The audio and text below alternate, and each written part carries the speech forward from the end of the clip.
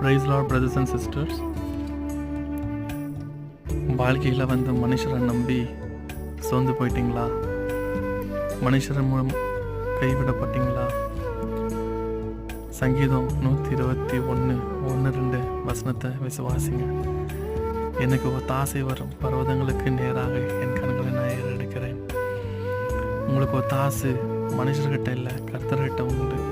ஆண்டவரை நோக்கி, ஆண்டவரே எனக்கு ஒத்தாசை அனுப்பும் என்று கேட்கும்போது ஆண்டவருக்கு ஒத்தாசை அனுப்ப வல்லவராக இருக்கிறார்.